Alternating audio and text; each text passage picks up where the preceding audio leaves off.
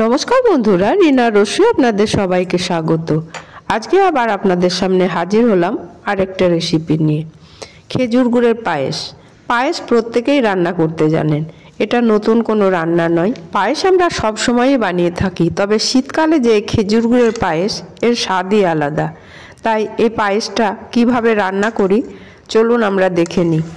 ভিডিওটি আপনারা প্রথম থেকে শেষ অবধি দেখার চেষ্টা করবেন। পায়েস রান্না করাটা এমনিতে খুব সহজ, যদি দুধ, গুড় এবং চালের পরিমাণটা ঠিক থাকে, তাহলে পারফেক্ট পায়েস তৈরি হবে।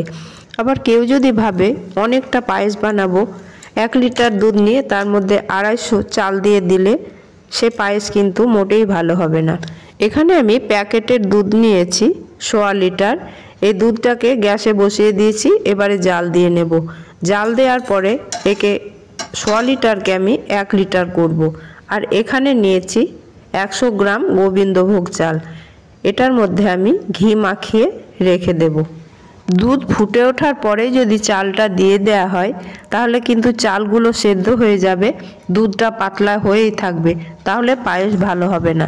তাই দুধটা আগে ভালো করে জাল দিয়ে নিতে হবে। দুধটা ভালো ফুটে উঠেছে, এবারে আমি দিয়ে দিলাম 2টো এলাচ আর একটা তেজপাতা।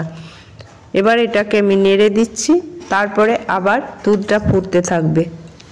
দেখুন দুধটা অনেকটাই ঘন হয়ে এসছে। এবারে আমি চালগুলো এর মধ্যে দিয়ে দেব। চালগুলো দিয়ে কিন্তু হাতা দিয়ে খুব ভালোভাবে নাড়তে হবে, না হলে চালগুলো দলা পাকিয়ে যাবে।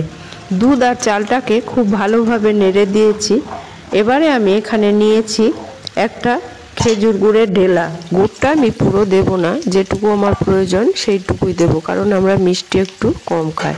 আপনারা আপনাদের পছন্দ অনুযায়ী মিষ্টি দেবেন। পায়েসের চাল অর্ধেক সেদ্ধ হওয়ার পর গুড়টা দিতে হবে। দেখুন পায়েসের চালটা অর্ধেক সেদ্ধ হয়ে গেছে, এবারে আমি গুড়টা দিয়ে দেব। চাল কম আর দুধ যদি বেশি হয়, সে পায়েস খেতে দারুণ হয়, কারণ একদম ক্ষীরের মতো হয়ে যায়। পায়েসের চাল সেদ্ধ হয়ে গেছে এবং দেখতেও অনেকটা ক্ষীরের মতো হয়ে গেছে। এবারে আমি দিয়ে দিচ্ছি কিছু কিশমিশ, ধুয়ে রেখেছিলাম। এবার কিশমিশটা দিয়ে দিলাম আর দিয়ে দিচ্ছি কিছুটা কাজু। এবার এগুলোকে সব মিশিয়ে নিয়ে তৈরি হয়ে গেল খেজুর গুড়ের পায়েস। আমার এই খেজুর গুড়ের পায়েসের রেসিপি আপনাদের কেমন লাগলো জানাবেন। যদি ভালো লাগে লাইক, কমেন্ট ও অনেক বেশি বেশি করে শেয়ার করে দেবেন। আমার চ্যানেলটিকে যারা সাবস্ক্রাইব করেছেন তাদেরকে অসংখ্য ধন্যবাদ। আর যারা আমার চ্যানেলে নতুন, তাদের কাছে অনুরোধ আমার চ্যানেলটিকে সাবস্ক্রাইব করে আমার পাশে থাকার জন্য। পাশে থাকা বেল বাটনটা অবশ্যই অন করে রাখবেন। আমি যে সব নিত্য নতুন ভিডিও আপলোড করব, তার নোটিফিকেশন সবার আগে পৌঁছানোর জন্য। আজ এখানেই শেষ করছি, আবার আপনাদের সামনে ফিরে আসবো নিত্য নতুন রেসিপি নিয়ে। আপনারা ভালো থাকবেন, সুস্থ থাকবেন। ধন্যবাদ।